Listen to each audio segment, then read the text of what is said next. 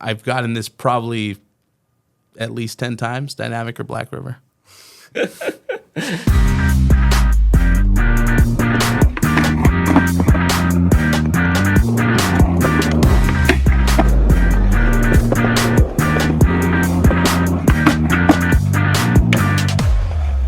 Bigspin Podcast, episode 3. Today I'm with Scott B., the man behind Dynamics, and most recently, Joycult. Yes. Yes. Like that, Scott. Man of few words. Scott, welcome to the podcast. Thanks so much for doing this with me. Obviously, we want to talk about Joycult, Dynamic. We want to get into how it all started, companies, everything like that. But first, like any good story, we got to start at the beginning. Where are you from, Scott? I'm from Chicago, or the Chicago suburbs, I'll say. Chicago for anyone else that's not from Chicago. Okay. East Coast. Midwest. Midwest. Yeah. I just goes to show I have no idea what I'm talking about. Yeah. It's okay. Like pretty close to, I guess it's closer to the East Coast, but it's called Midwest. Okay. Yeah. Is that where you were born there? Yeah. When did you come to California? Yeah. 2015. Really? Yeah. So you're like super recent. I mean, that was almost 10 years ago now. Never mind. Goes to show that I'm no perception of time, Scott. As far as for growing up on or in the Midwest. Yeah. So tell me about like when you were in school. Like you want to get back to like We got to get into it. Like I'm trying to find out about baby Scott. Oh, you're talking about like when I started like fingerboard, how it relates to fingerboarding? No, I want to like know. in I general? want to know baby Scott. Baby Scott. Baby Scott. So you're okay. So where were you born? What city were you born in? I can't remember that off the top of my head. Are you serious? No. I mean, how many people know the exact city they're born in? I was born in Montebello, California. Okay. Well, but you still live In right Whittier. there. True. Yeah. Okay. Yeah. Fair enough. Talk to me about skateboarding. How did that kind of come in? Because obviously you started skateboarding early on. Yeah. There's videos of you on the Cowply YouTube Yeah. skateboarding when you were like early teens, rather? Yeah. Early teens. I mean, we probably didn't have videos when we were early teens because YouTube barely existed then, right? Well, some of the videos on there are like 15 years old. Yeah, for sure. But YouTube, like, I started probably skating when I was like 12 or 13, which would be like 2004 or 5, something like that. And YouTube was, I think, not that existent then. Right. That was when people were like, oh, is Vimeo better? Or is, like the other Daily Motion, maybe? Yeah. Something Dude. like that. Vimeo. Yeah. Or Photo Bucket. I don't know. Photo Bucket was just for uploading photos. So you could post them on forums. I was about to say, Photo Bucket was crazy. Yeah. Got a lot of sketchy stuff in Photo Buckets. Yeah. Good thing they did away with that. There's a lot of sketchy stuff. But anyways, yeah. Started skating when I was, I guess that's kind of late for skating still sometimes. But started skating 12 or 13. And then like a little bit after that, we started messing around with tech decks, like me and my friend Chris, Chris P, who does Snake House fingerboards right now. Okay. Yeah, we grew up together, same hometown, same schools and stuff. But yeah, just started messing around with tech decks, flinging them out of the sink. And we're just like, oh, this is crazy. Like, and then I think he found wooden fingerboards. And he was like, I can't believe people make wooden fingerboards in 2005 or whatever. So, okay. Yeah, So, we got really into it. Like, they're just like instantly, we're just like, I can't believe those are $25 too. Like that was still the more expensive ones, like Berlin Woods at the time, 25 euros or whatever. And we're like, that's insane back then, right? so was it just like overseas you can get them, or were there people already here? There were people here making them already. People like, there's this guy, Brandon Jones. He had this company called Primo, and those decks were $5, I think. Wow. And even back then too, Mike started making fingerboards, Mike Schneider. And he was selling boards for pretty cheap as well. I think like $10 or something, maybe 15. Were they already like flat face boards? Yeah, that's like when he started flat face. I forgot when. Did he just do the 20-year thing? So maybe 2004? Or no, was that maybe even 2003 he started. But like, yeah, he made boards a while back, and maybe I didn't even see them until 2005 or something like that. But so your first experience with a fingerboard though was plastic tech decks. Yeah, for sure. Yeah. Absolutely. As far as for going back to your skating real quick, with your first memory of skateboarding, like when you started, Like what was that kind of like that moment where you decided that you wanted to skateboard? Was it like a Tony Hawk game for most of us? Was it like what was that like? Yeah, I think you hit the nail on the head with that. It's pretty much just like Tony Hawk. Tony Hawk game. Yeah, Chris started skating too, and he was like, Tony Hawk is crazy. Like we gotta get in on this. And there's like, and then my mom's cousin, who's around a little younger than my mom, but you know, parents type of age, or at the time she was probably in her 30s or something. Yeah. And she got me a skateboard for Christmas, and it was like a Anthony Papalardo Alien Workshop, like a small board. And I was like, okay. I've been trying to find the graphic again. I can't really find it, but you know, it's funny. I feel like a lot of people chase down that first graphic. Yeah. And it's like, man, that's pretty wild. Yeah. I was gonna ask you to describe your first skateboard, but it sounded like it was an Alien Workshop. Alien Workshop, yeah. Dude, Yeah. that's wild. Yeah. Speaking of Tony Hawk games, who was your go-to player?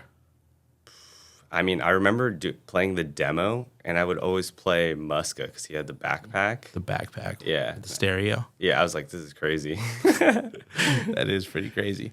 How far did you get into your skateboarding? Like, was it ever like amateur skating, possibly pro skating, or was it just very? Yeah, no, I never got that far. Never got that far. Yeah, I was just skating with homies, but we'd take it pretty serious. Like, you know, I'd shoot some photos and stuff too back then. But we would go out, you know, street skate, find like cool spots, you know, just like always searching. Yeah. And basically almost always skating. It kind of tied in with fingerboarding, but you know, we'd go light up skate spots at night. You'd bring the generator or whatever, you know, like serious stuff like that. People film videos, etc.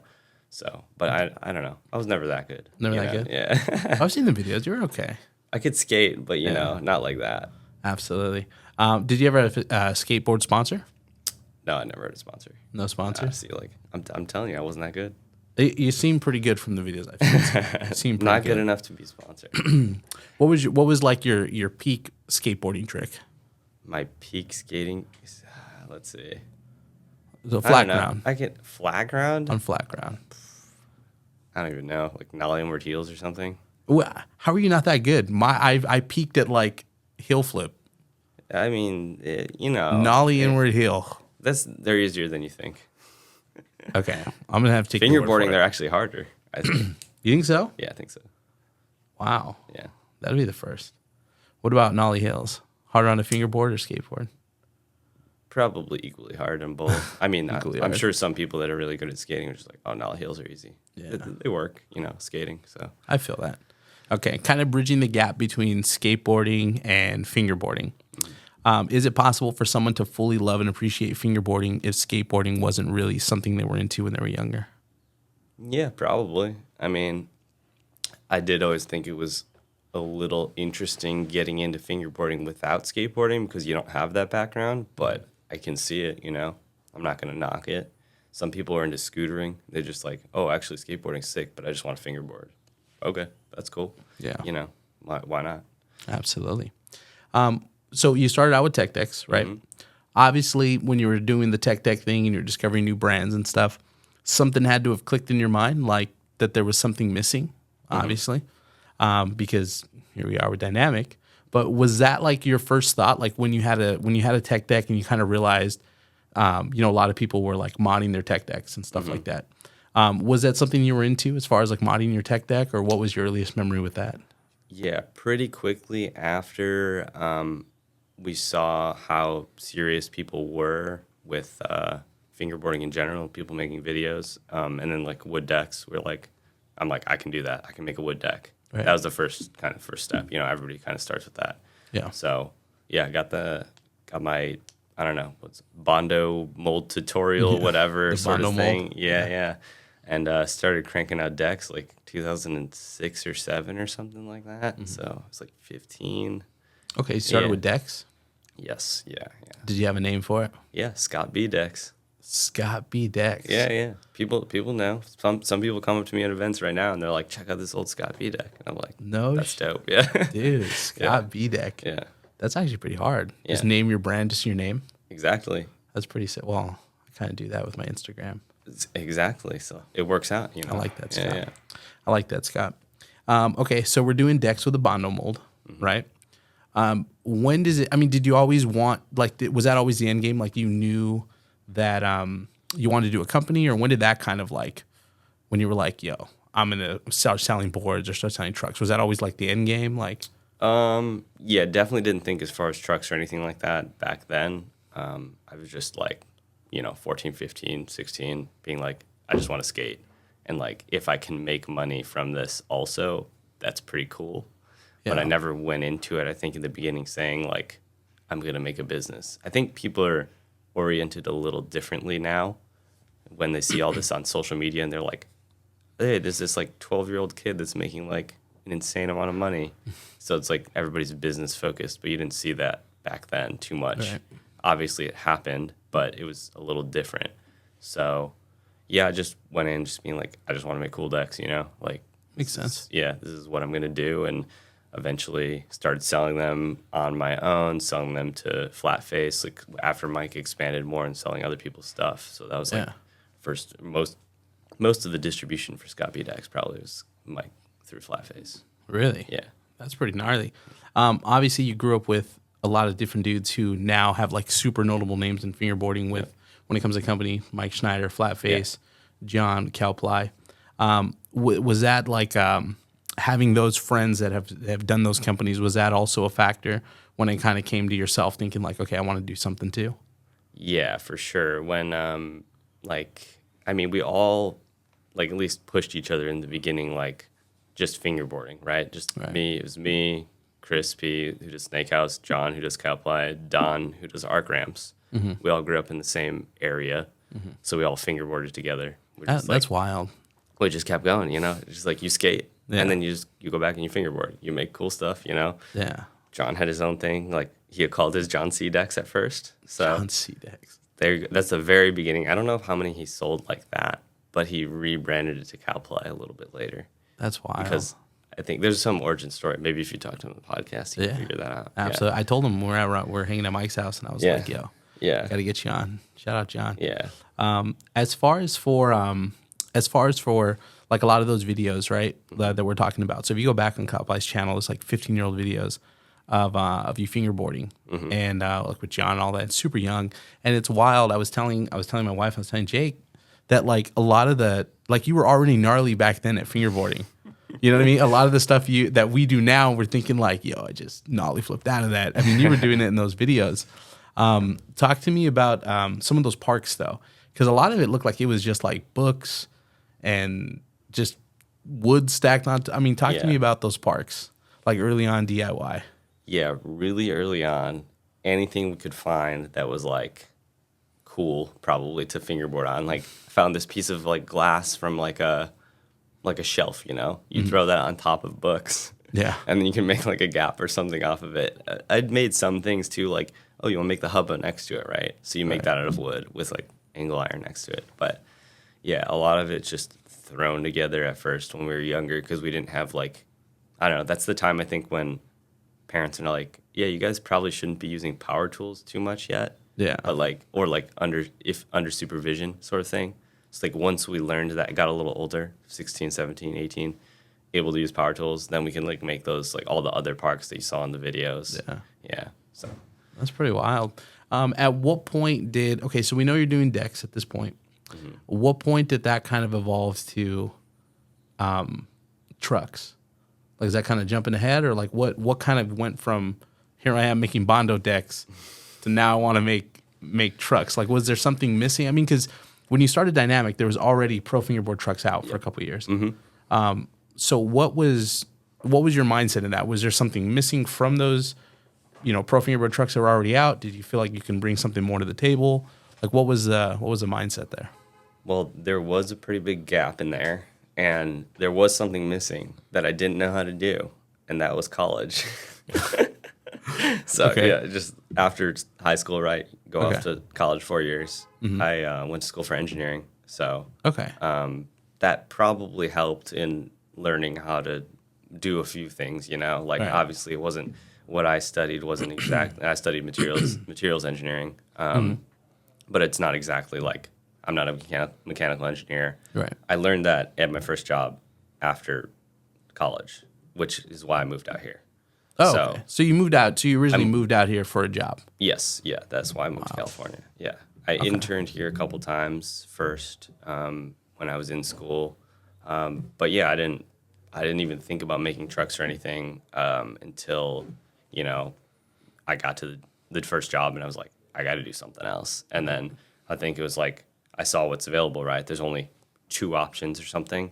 I was like, I can do that, I think.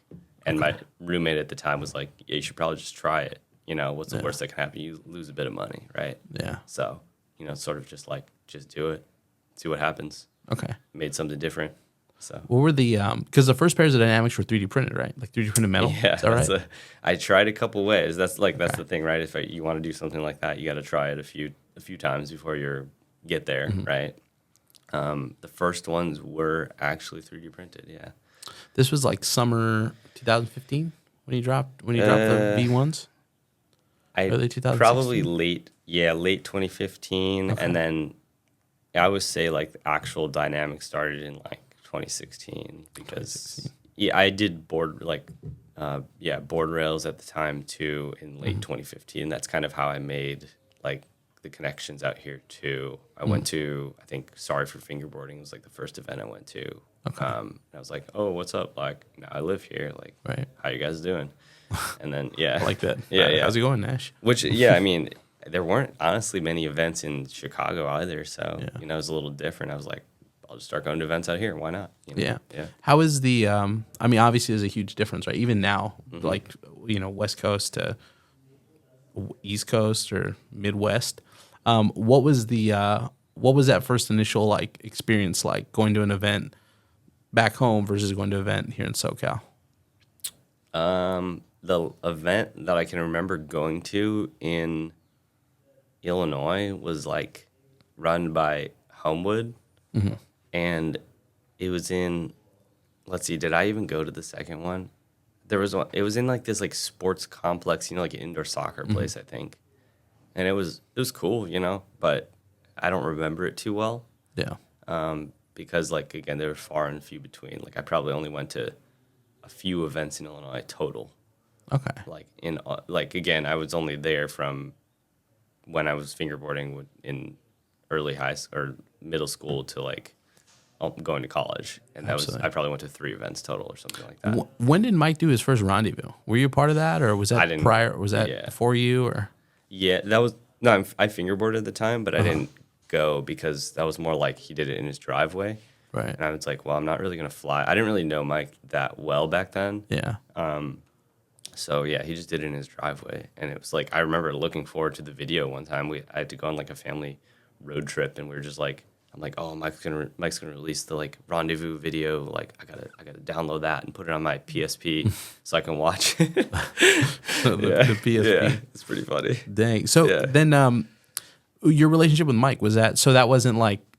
I mean, obviously, I don't think that because you were in Chicago, right? Yeah. So then, how did that was it just on the internet how you met Mike, or? Yeah, through like all of us. Like I think John kind of made the first connection.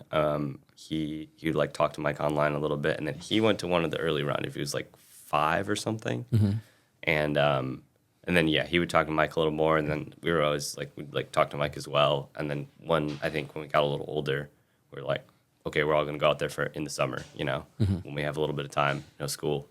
Like I could never go to rendezvous either because Mike always did them in the same times they are now, kind of like around Thanksgiving. So has it always been the 2? Yeah, 2, and around Thanksgiving, and then around like mid-April or something. So I was still in school. Like my parents were kind of like, nah, you're not taking off school to go to fingerboard. Like no way. Early on, this kind of jumping around, but early on, did your parents did they see the vision early on when it came to fingerboarding as far as like you making something? I mean, as far as like what you've built now.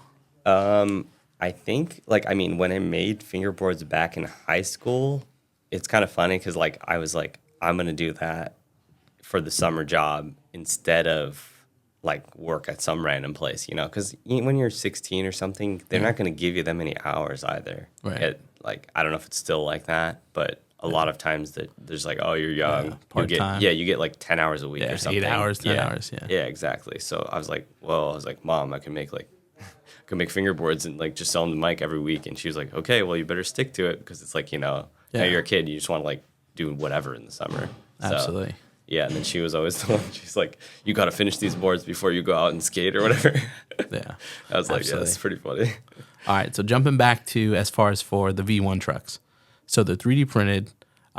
Were they like mad? Like, was it like a mass release, or was it like just to friends, or what was that first release like? I tried to do like a limited release, I think, and it went pretty well. And then a little bit after that, I figured out that like putting them together and like finishing them was way too hard to do because there's a lot of hand work that had to be done in them still. And I was like, this is not going to work at all. So then I just refunded everybody. And I think I sold like 5 sets of them or something. I was like, yeah, no. Was it just one size, or did you offer different sizes when they came out? Or I think it was just 32s, if I remember correctly. Just 32s. Yeah. As far as for, obviously, with version 1 not being something that you can keep up with, when it came to version 2, was that more because version 1 was just not something you can keep up with, or was it more of like a natural progression? You just kind of figured out a better way to do it?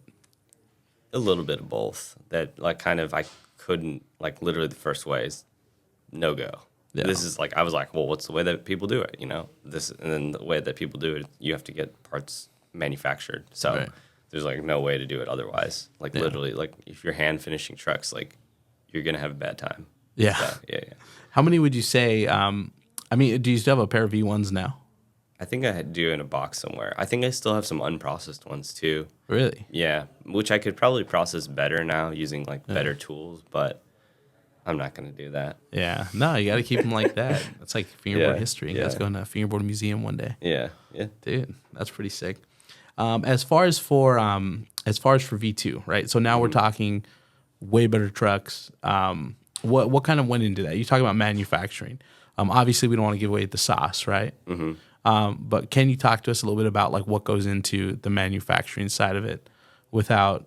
You know. I can give a little overview in general. Yeah, it's like, so, I mean, anything small like that, generally die cast, like, you know, die cast cars, whatever. So parts are die cast or machined at like small parts like that. I mean, there's not too many different ways to do it. There's other things like metal injection molding, whatever. That's where it's like they inject a powder and then melt it all together, basically. So it's possible there's a few different manufacturing methods, but more or less it's just, using common manufacturing methods that you have to, you know, you got to get a hard mold for that and stuff. Like some people I know have come up to me and they're just like, oh, like you're making these in your backyard. And I'm like, no, I'm not melting down and pouring hot metal in my backyard. Like, absolutely. I like the scale. That's kind of crazy. Yeah. And like these die casting machines are expensive. So it's like, I'll leave the heavy lifting, you know, to people that know what they're doing, right? Absolutely. So it's like, I mean, I will say, I guess I'm boiling it down to be pretty simple and saying like this is how people do it, but in the end, it's like it can be a little more complicated than that because you have to find all the other parts for, you know, absolutely. You got to do bushings, you got to do the kingpin, all of it. Yeah. Talk to me about a lot of people when you talk about like, for instance, BRTs, which is another like huge brand of trucks. They talk about like the design being pulled from like independent trucks. Yeah. When it comes to Dynamic, talk to me about the design. Talk to me about like, I mean, because were they always inverted kingpin from the start? Yes. Okay. Yeah. So talk to me about the design. What was that like? I always thought that inverted kingpin was like a really cool idea for like skating. It doesn't really work as well because there's just so much force there that I think that it just gets really loose and stuff in there. Like maybe they've refined it recently. But for fingerboarding, it seemed to be a really cool application because it's like all like smaller, you know, works out. And there's challenges with that still too. But yeah, no, I mean, I can't say that I look like people are like, oh, yours are like ventures, you know? Yeah. Or they have the pin on the back or whatever. And is there any like truth to that as far as like? I mean, I can't say that I like looked at them and then was just like, I'm definitely going to make them look like this. Like, I kind of just like looked at a general truck, you know, every truck. And like, I didn't try to copy anything because I think I don't know. I like having a unique-ish design, you know? Right. Nothing like, I mean, I get it when someone's like, I really want mini indies, you know? They can copy that one for one if they want. But at some point, hey, what if Indy wanted to make fingerboard trucks? Now they could, you know, cut you out of that. So, yeah. As far as for the, when we talk about you wanting to do trucks, when there's already truck brands out there, when you talk about the design, more so it kind of leads into the function of the truck. A super common question is always the time like, oh, should I use this truck or that truck or, why dynamics? If you had to give someone like an overview of what sets your trucks apart from other trucks on the market, what would that overview look like? What would it sound like? Well, I mean, for a really long time, we were pretty much the only ones that did like that many colors too. So it was like you want these like crazy color base plates, right? It's like before all these like other copies and whatever started popping up and stuff like that. Like you just couldn't get colors like that because people didn't do that many colors. And again, always people reference the wider wheelbase too, which really helps. Like you get a better like angle on popping. You get a little more leverage in there.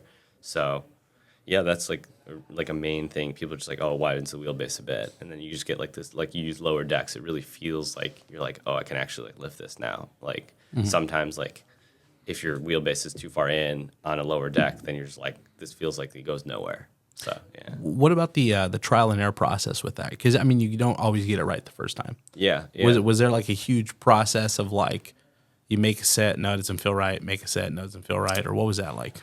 Well, I mean, the first trial was just like the 3D printed ones couldn't do that. The second one I just like went with. I was like, I'm gonna make this work out, and like just tested a couple things, not too much, because I was just like, I kind of want them to look like this, like feel like this. Got that like first hanger design done and base plate design done, and I was like, this is good. Yeah, this is good. And then like over time, like I'm more of like a try something and do it like first, and then over time iterate rather than sit there and get the perfect product out the first. Because like the more time that you have like testing it and you're in the market and whatever is better than waiting until you have something perfect. Right. So as far as for going back to kind of talking about the manufacturing, how important is it to you that and I believe that every part is made in the U.S., just different places. Is that right? No, not necessarily. That's what I've moved them around. Like I had parts made in the U.S., and then that like manufacturer was like, oh, we're not doing this anymore. Sorry, you got to go look somewhere else.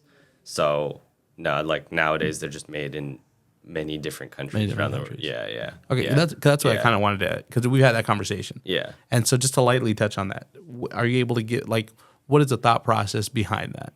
Why make them in many different countries? Yeah. I mean, I feel like we've had the conversation, so I know. But, at one point, like you said, a lot of the parts were manufactured in the U.S. Yeah. That kind of changed. So why not go through just one manufacturer?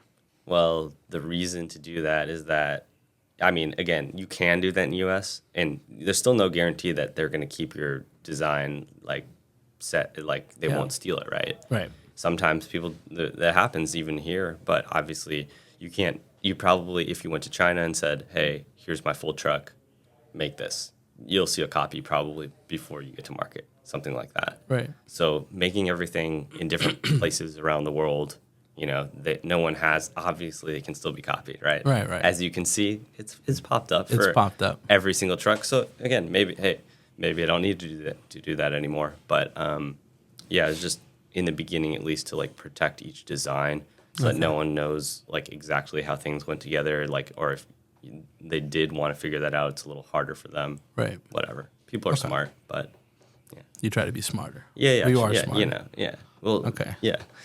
We're set now, and we'll try to just keep everything, just safe if possible. Absolutely. So everything is essentially made random places, sent here. Yeah. Dynamic headquarters, assembled. Yeah. Shipped out of here. Yeah. It's kind of like, where we can get parts made too. A lot of places, honestly, you'd find a lot of places in the U.S., you'd say, hey, do you want to make this part for me? And they'd say, yeah, no, we don't. Like, there's probably places that will, but they charge an insane amount because they don't want to do it. It's like the go away price. So there's a lot of people like around like in like the U.S. or other countries like that just they don't want the work unless you're giving them an insane amount of money. So like you just got to find the right, and fingerboarding obviously is not like skateboarding where you're moving like 1 million trucks a month or whatever, right? Absolutely. Yeah. When it comes to like, I know we talked about like knockoffs and stuff like that. Yeah. You know, obviously there's tons of knockoffs out there for like every brand of truck.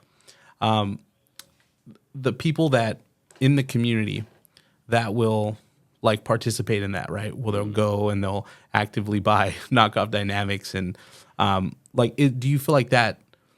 I mean, does that?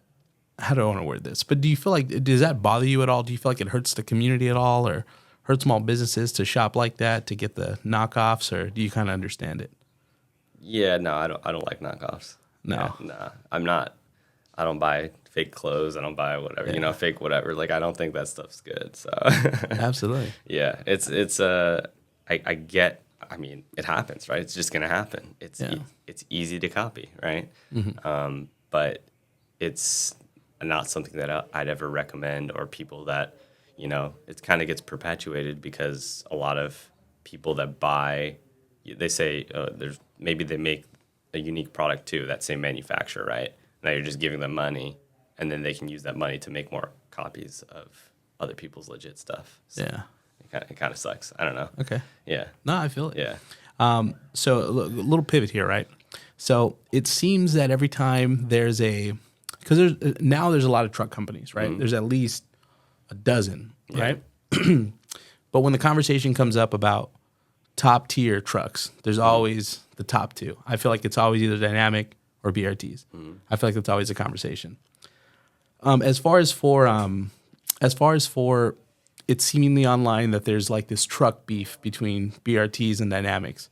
Is that any like do you, as far as do you give any weight to that? As far as like, do you feel some type of way about BRTs, like from a business standpoint, like a competitor standpoint? Or? I mean, Dynamics all day, right? Okay. But they obviously, were the first to market before. Yeah. And they still exist, and they're fine. They're good, whatever. Yeah. But it's it is. They are competitors, so Absolutely. I mean, I'm not gonna be like, oh yeah, I love everybody else's trucks that makes trucks, right? But it's not a personal. It's business. Yeah, it's just business stuff. Okay. Yeah. I feel You get that, right? No, 100%. Yeah. I get it. I just think it's funny when, even today, I asked in my story, hey, like, what should I ask Scott B for the podcast? Yeah. And probably within 10 minutes, I had multiple people, BRT Dynamics. Dynamics. And it's like, it's always.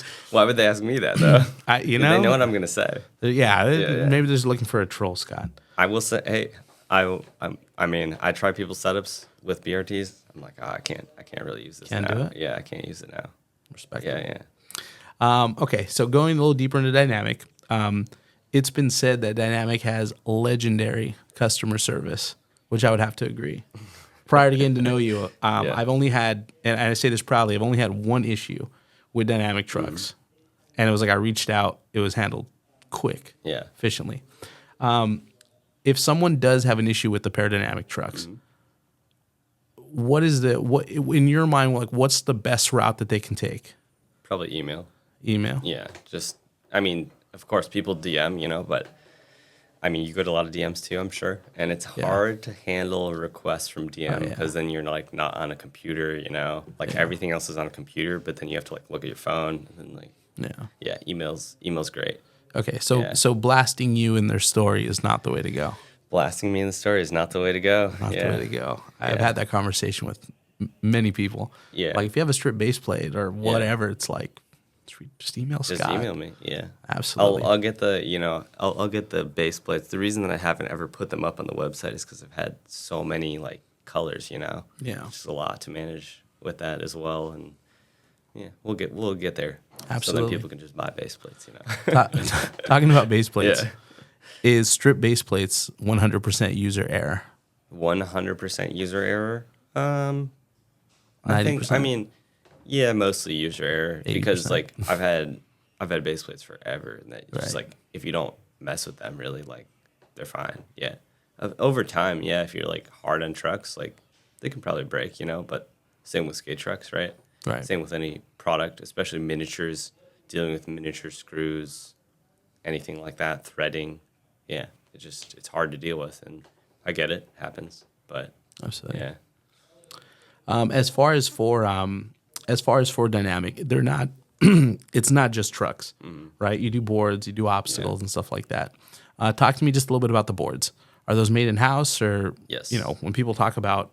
I always see people in the group chats, or Facebook chats, are like, "Oh, should I get a Dynamic Complete? Yeah. What's it like?" And there's like this conception, or there's like this misconception that it's just like a China deck, you know what I mean? Like with China trucks and wheels and stuff. So talk to me about the completes, the Pro completes. Well, I will say it's like all of our products, like it's like that we make. I have done all the design for them, and they're all custom products. None of it's like, oh, I didn't find it, on Alibaba or whatever, and just like slapping that together, Yeah. Every single thing is designed with like some idea in mind, and then it's custom manufactured. So yeah, you won't find our stuff anywhere else. Like you're not going to find another like dynamic deck. I mean, obviously find like a similar shape deck somewhere, but Right. You're not going to find our wheels like just like somewhere like on Alibaba. It's like doesn't exist, Right. But yeah, the decks like all made in house. We press them all here, finish them all here, everything. So yeah. Absolutely. And then, so you brought up the wheels. So obviously you have dynamic wheels. We have dynamic tape. Yep. We have dynamic obstacles. Yep. We've seen a lot of coming soon posts for dynamic obstacles. Yeah. When are we gonna get a new obstacle? Because we've seen the bleachers. Yeah, I know. That's what. See, I'm slow on that, but I've some things in the works. Now that we have this new warehouse too, so we're gonna get a little more going with that. Absolutely. So a little more space. I think we were a little space constrained in the last spot. So, Yeah. Yeah. Now we can really expand that area. Absolutely. So, yeah. What about clothing? I see you always flexing on me with the dynamic crew neck. I'm trying to get like Scott B. Yeah, I know. I'm gotta get on that too.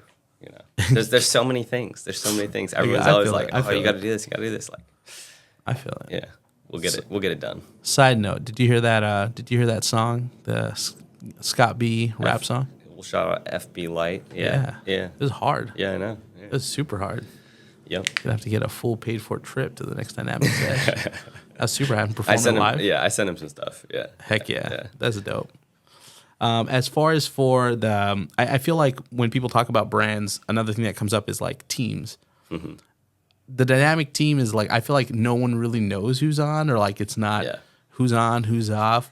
Talk to me a little bit about the team, and then also what ties into that is, I'm sure you get this message all the time asking about sponsored. Dude, let's talk to me about that. Yeah. Who's on the team? What goes into the team? But also too, how does someone get sponsored by a dynamic? Yeah, the team is small and mostly just people that I know. So I've never been big on like, you see people like Flatface, right? It has a team of like 60 people or something. Right. And yeah, I do get that, but I would say a vast majority people do fingerboard still, but like a lot of them aren't active at all, And I can't say that my team is necessarily the most active either. Right. But I feel like that just happens with teams, Yeah. You do this whole thing to support a big team, and things change a lot, and people are reluctant to kick anyone off of a team if they're not active, and you don't want to do that either, right? Because you're like, oh, I'm homies with all these people. Yeah. So yeah, it's just a small team. We got Jay, people know, Hands and stuff. Yeah. Should I shout out all their Instagrams or? Yeah, I know. Yeah. Little pop tag. Jay, a local homie here, Aaron, and then we got a homie in Paris, Andre, and then Kylie, she's in the Midwest also, and let's see, and Mr. Pocket Border. There you go. Shout out Pocket. Yeah, I just met him this yeah. past weekend. Yeah, Good dude. Nairi's really good. Yes. Yeah. Absolutely. As far as for the DMs, sponsor me. How do you feel about that? Like, is that the correct way to go about it? Or if someone was trying to get sponsored by Dynamic, what would you say is the best way to go about it? What's some advice to get sponsored? That's what I mean. Hey, maybe I'll do the team revamp soon and just start figuring that out. But I mean, I would say that DMing sponsor me, probably pretty tough to get through. Spamming a bunch of clips and videos, probably not the best either. Like in DM, but I love that. Yeah, over time, the best way is just like honestly, I tell people to be really active just in the scene in general, not just like even focused on my brand or whatever, you know. You just want to see people like out there making connections with others and like, you know, getting into the whole fingerboard vibe and all that. You just got to be active. Like there's so many people that they do it for a little bit, they get the sponsor, right? And then they disappear. So then you're just like, well, where'd you go? So I like that. Where'd you go? Yeah. Talk to me about Thursday nights. I feel like, I say that because there's so many people who kind of like, Dynamic Thursdays. You know what I mean? Like it's like this big thing. Talk to me about that. I mean, I've obviously, you know, every Thursday we meet up and sesh, but when did that start? Why did it start? What's the kind of origin story behind that? That was the last spot that I had was, as you know, basically small detached structure from my old house. Yeah. And I was like, well, I have this space now, you know, I might as well, and like some parks in there, might as well just start hosting. I don't know why I picked Thursdays. I think just because it works. Yeah, I like Thursday, you know, the day before Friday. It's cool. It works. Yeah. I love it the next day. Yeah. So I always feel like those nights where I'll get home at like 2 a.m. Yeah. My wife will be like, hey, seriously, 2 a.m? And it's like, well, tomorrow's Friday. Like I'm off the next day. So it works out. You're like, I went to Denny's. Yeah. Well, yeah. Shout out Jake. Shout out Dennis. But as far as for now, you have like the warehouse. Obviously, it's much bigger. Mm-hmm. Any plans to host like events or anything like that at the warehouse? Yeah. Yes, exactly. That's like part of getting this too. We want to do that. Probably just getting a little more stuff set up in here to like partition things a little better, and you know maybe get a few more parks going. So just so there's like, but there's definitely enough space to have a small event here for sure. Absolutely. So that's a goal, I would say. Absolutely. We've talked about Dynamic. Mm-hmm. I do want to slightly pivot over to another brand that you recently acquired. You know, obviously, first and foremost, there's a lot to be said about the rad stuff Joycult has done as a brand early on in fingerboarding. Having said that, there's obviously some turmoil, right? Yeah. Where I wanted to go with this is, you know, obviously with the turmoil being what it is, but at the same time, Joycult obviously being huge, you know, what was that process like as far as for acquiring Joycult? As far as like, how did Scott B become the final boss of Joycult? Well, so I mean, people kind of know the story of Joycult, I would say. I won't get too much into that, just because, you know, everyone knows that. Everyone, you know, there's some issues, like you said, and the business was basically shutting down more or less about a year ago, and my friend I co-own it with another friend here, John, who you have met. Yeah. And some other people may have not met, but love John. Yeah, he's been in fingerboarding for forever. A while. Yeah, so he's good. like friends with Mike and everybody too, like back in the day, you know, fingerboard forever. But he was the one that reached out to the old owner of Joycult and was like, "Well, you're closing it. Do you want to sell it?" And he was like, "Yeah." I was like, "I could probably do that." So worked out a deal that worked for everybody, and just said, "Let's do it." Like John reached out to me and said, "We got to run this together." And I was like, "Okay, let's do it." Was it kind of a shocker that the previous owner was like? I mean, did you kind of go into it expecting him to say yeah? Or was it just kind of a shot in the dark? I'd say yes now, but John would tell me no, that I said no, he would never sell it before. So it obviously happened. So Absolutely. I don't remember what I said back then exactly, but I think my doubt before was that an old friend also asked about buying the brand even before we asked, and that was before it was fully, you know, dead or whatever. Yeah. And the old owner was like, "Oh no, they're not. Yeah, like not for I don't sale." do." Or maybe he said it was, but then he never got anywhere with that. You know, like never committed to anything. And this is the time that we got him to commit. So. Yeah. Absolutely. So when it comes to Joycult, right, and now you're running it, obviously it's a huge decision, you know, to make to buy a company, especially with, you know, the history that it had. As far as for like, how much of that went into consideration when, like, was that ever a factor? Like maybe we shouldn't because maybe it's like too far, too far gone? Was that ever a factor? Did you kind of know, like, how early on did you have the game plan of like how you were going to revive Joycult? I mean, I'm pretty sure it was always able to be revived. That's like, again, I try to have good customer service and such for Dynamic, right? So it's like, that's like a brand that's just has outstanding orders or whatever, or, you know, you got to compensate people in some way to like make everything better, okay.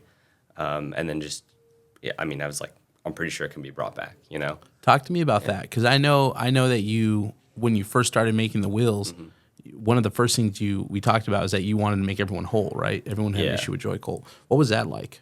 So we just had people reach out on, was it Instagram or email, both maybe.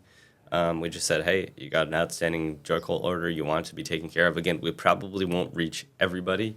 And at some point, like, you know, 3 years down the line, someone's like, oh, I can't believe this is under new ownership. I didn't get my order from like 7 years ago. It'd probably be like, yeah, you know, like you probably should have reached out 3 years ago, right? But anybody that did reach out at that time, like we got all of them back pretty much. Still obviously work some people coming in and was like, yeah, I think we can get you, you know, sort of thing.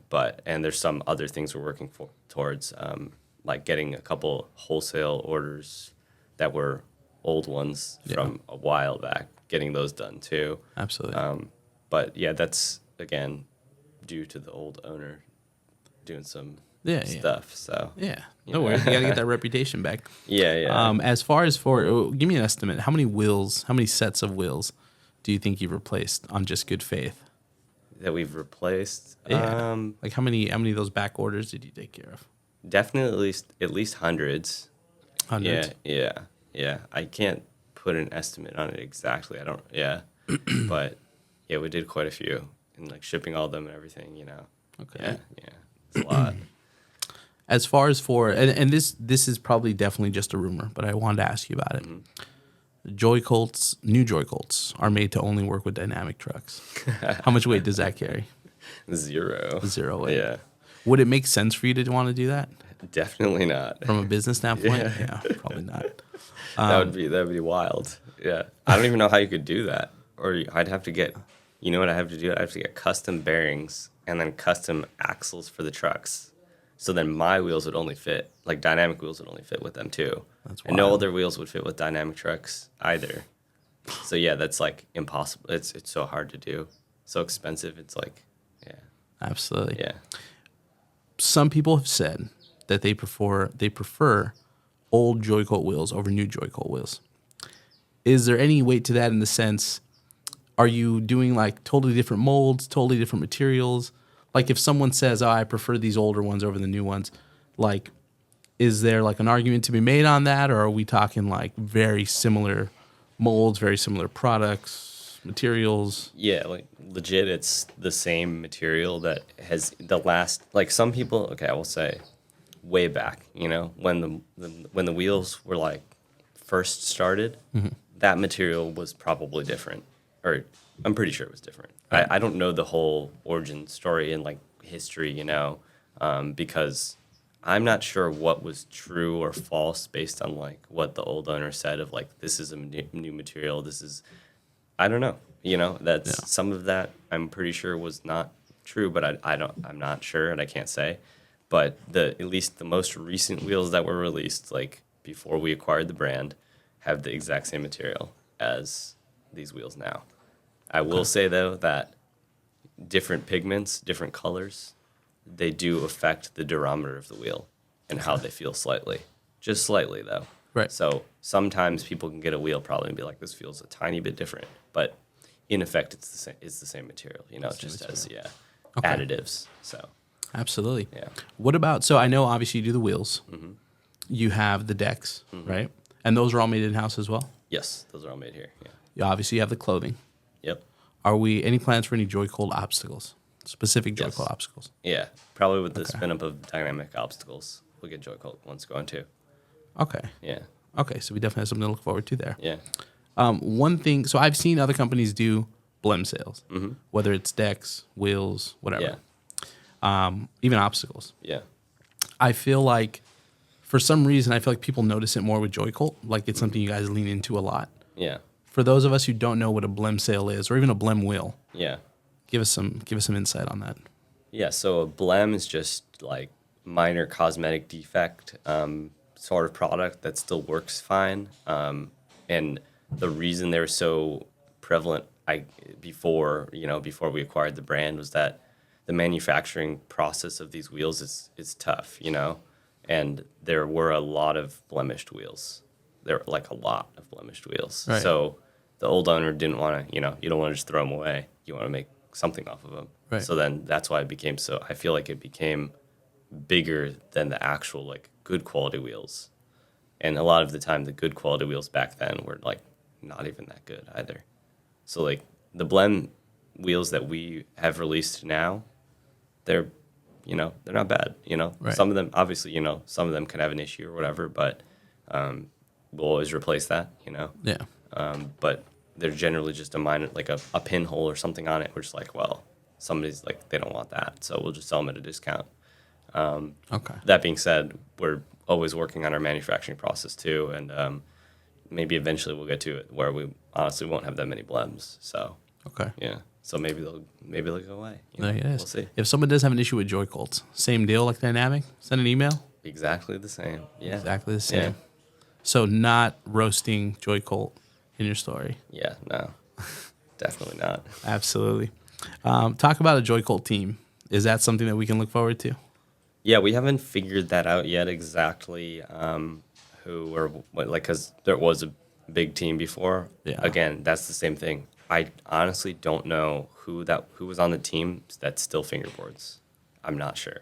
Right. Like, probably a good portion of the team doesn't fingerboard anymore. I've talked to a couple people, and a couple of people that were on the team have asked, but I don't know. I'm just not totally familiar with those people exactly. Yeah. So we'll see over time. But Absolutely. we have a tentative. So in time. Yeah. In time. Yeah. I get that. Obviously, with running Dynamic and it being super successful, and now Joycult with the success you've had with the short couple months you've had Joycult, you have some insight, obviously, on how to speak to like a longevity of a business, especially a fingerboarding business. Mm-hmm. For those businesses that are just starting out in fingerboarding, what are some tips that maybe you kind of wish you knew early on to keep your brand feeling fresh, keep your brand feeling, to where you want to keep going, you want to make sales? Like, what's some advice you would give to someone just starting out with a fingerboard brand, whether it's decks, wheels, trucks? Mm-hmm. What would you say? The main thing that I always tell people is to just be consistent. That's probably number one.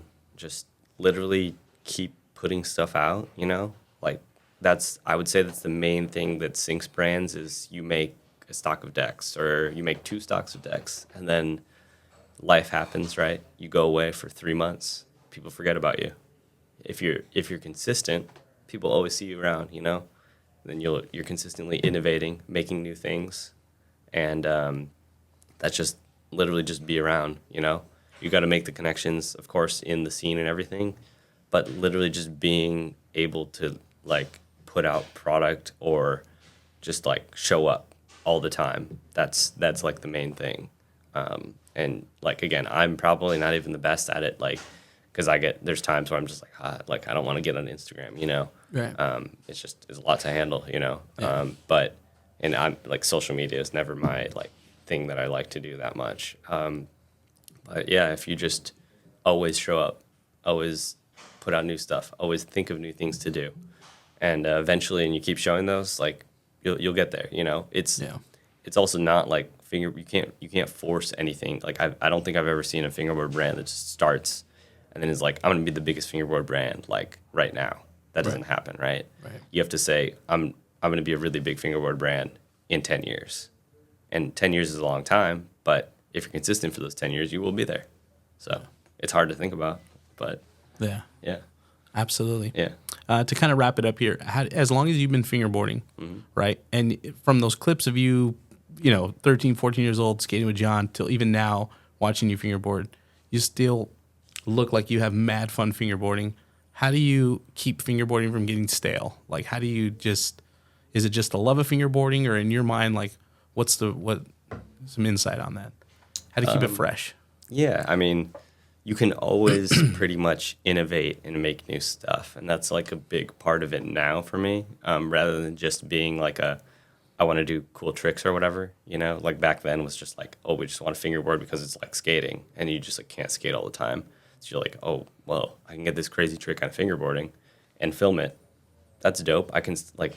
That's still awesome to me, right?